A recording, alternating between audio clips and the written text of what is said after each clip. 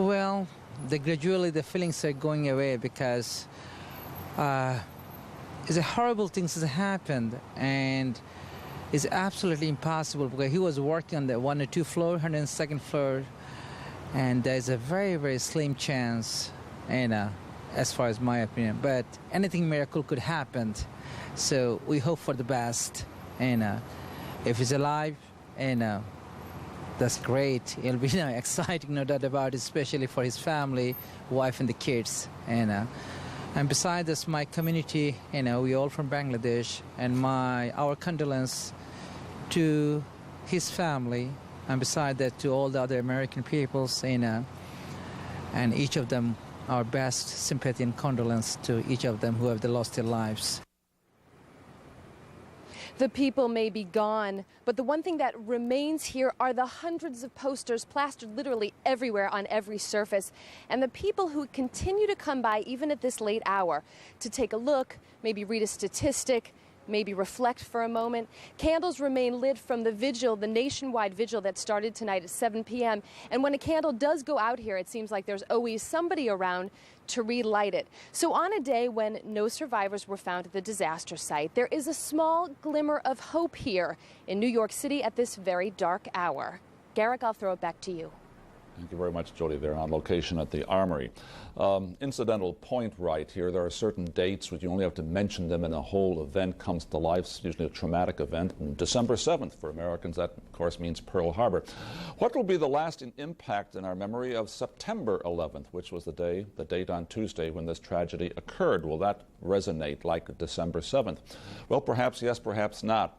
I did a little research to find out what competition September 11th and last Tuesday will have in that department.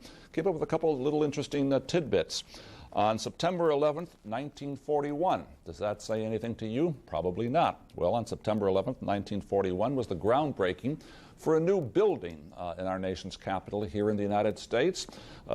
The government felt it needed more space for this particular department, so it built it just across the Potomac from Washington, D.C. It had 5 sides to it, so they called it the Pentagon. 60 years to the day before that plane flew into the Pentagon last Tuesday. Item number 2, September 11th, 1609. What happened on September 11th, 1609? Well, there wasn't much here in New York City, but an explorer named Henry Hudson sailed into the bay, set foot on an island which would become called Manhattan. 1609, September 11th, and of course September 11th, 2001. Back to you now in Atlanta. All right, Garrick, thanks for pointing that out. We want to remind all of our viewers that you can email photos of missing friends or relatives to missing@cnn.com. Or just go to cnn.com and click on the link. The pictures will be posted on our website along with emergency contact phone numbers, so please make sure that you do send along a contact number with that picture. With 189 people presumed dead in the attack on the Pentagon, military experts still involved in an all-out effort to find and identify the remains of each victim. Jeff Levine now has more on their meticulous and possibly dangerous task.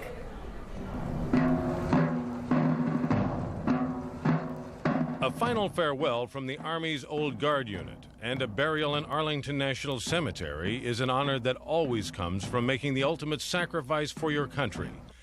Now it's the job of military experts to dig through the ashes of the Pentagon, doing the grim but essential detective work that they hope will put a name on every tombstone of the victims of Tuesday's blast. As of Thursday, Pentagon officials say 126 people are still unaccounted for. When there's been a massive explosion and accident like this, we're not finding intact people. The search for more Pentagon attack survivors continues, but now the focus is on identifying the victims, a task that is both scientifically challenging and emotionally draining. Captain Scott Graham, a local rescue official assisting federal authorities, says even intense training doesn't blunt the impact. We had an aircraft crash, we had a building collapse, we had a structure fire, we had a mass casualty event, and we had a hazardous materials incident all in one location.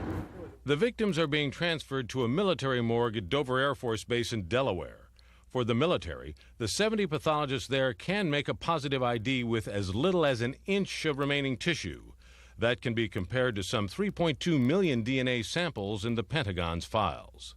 If we have a fairly good idea of who the individuals are in an accident or in an incident, we'll be able to utilize the bloodstain card and utilize a small piece of tissue to get a positive DNA match.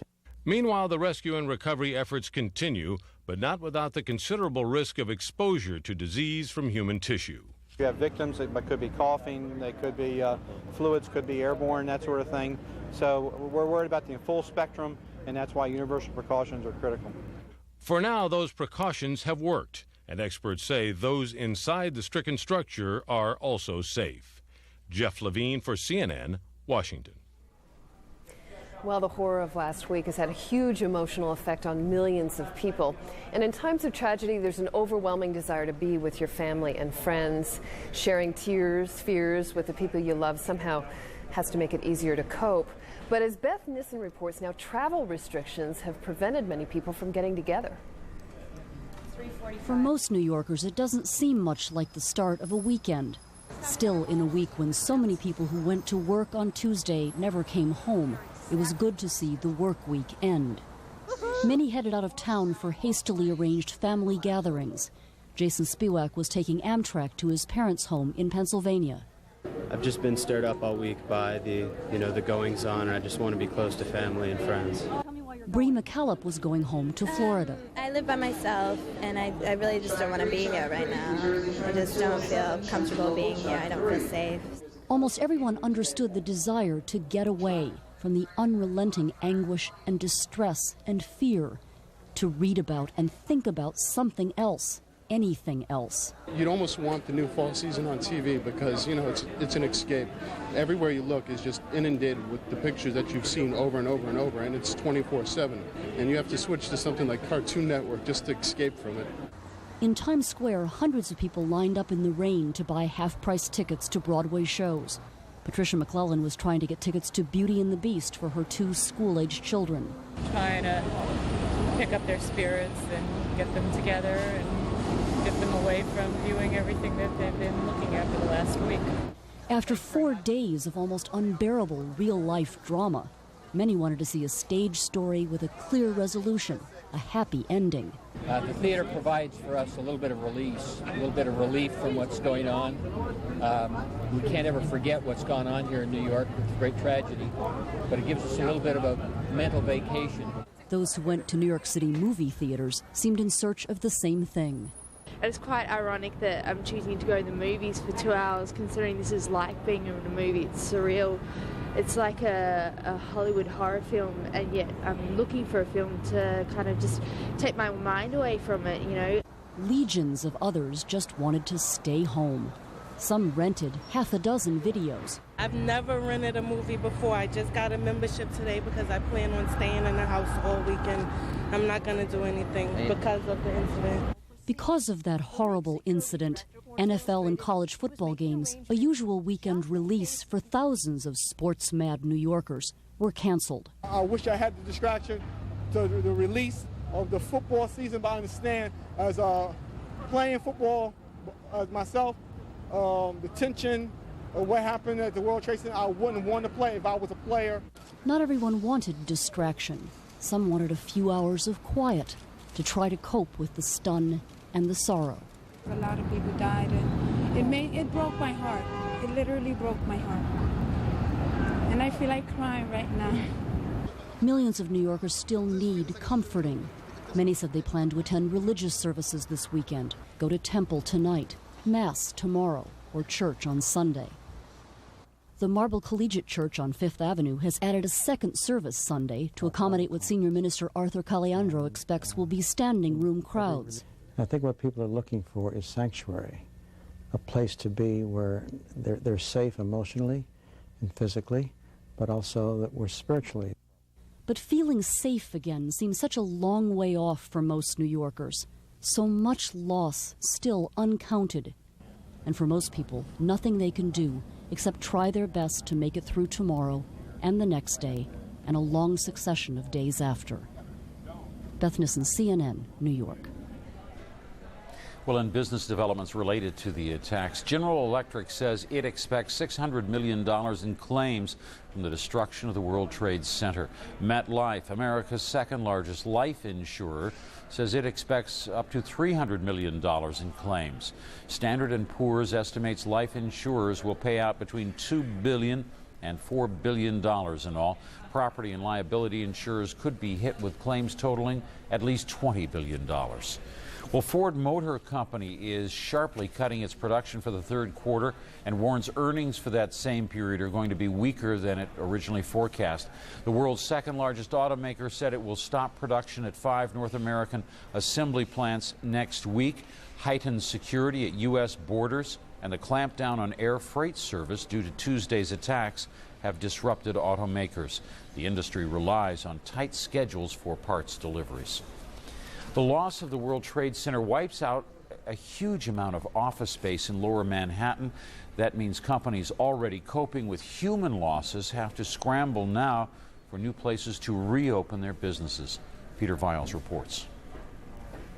I think what we could simply do there is thinking if we have the space is just put 2 people in the same room temporarily. Well, I think in a cubicle. In a cubicle, yeah. CEOs do not typically worry about who shares a cubicle, but these are not typical times. This is the old American Express headquarters, structurally sound but damaged. Ken Chenault is moving 5,000 workers, some to this new headquarters in Jersey City, others into 2 larger leased spaces in the Jersey suburbs. Fortunately, all of our core operations and processing are outside of our New York headquarters building all around the world, so we have had virtually no interruption of service for any of our businesses across American Express. 15.5 million square feet of office space was destroyed, another 12 million damaged, meaning the city's businesses are now looking for 27 million square feet of space. American Express has already located nearly 1 million square feet for itself. When you include suburban office space, metropolitan New York has 46 million square feet of vacant space available. The problem is finding enough large spaces to replace what has been lost. It is a game of musical chairs right now, where the major companies are out really in a frenzy looking for the larger blocks of space. And commitments are already being made as we speak. We will be essentially out of large blocks of space by next week. In the weeks ahead, this area will be known as the new and temporary world headquarters of American Express. Today it has a much more important designation. It is a staging area for supplies to be ferried across the Hudson River to those thousands of rescue workers who are still working in Lower Manhattan. Peter Viles, CNN, Jersey City, New Jersey. And still working at this hour. Stay tuned to CNN for the latest coverage of America's new war. Jonathan Mann and Zane Verjee will be here next. I'm Colleen McEdwards at CNN Center. And I'm Jim Clancy. We want to leave you now. Take a look at some of those live images from the scene of the tragedy.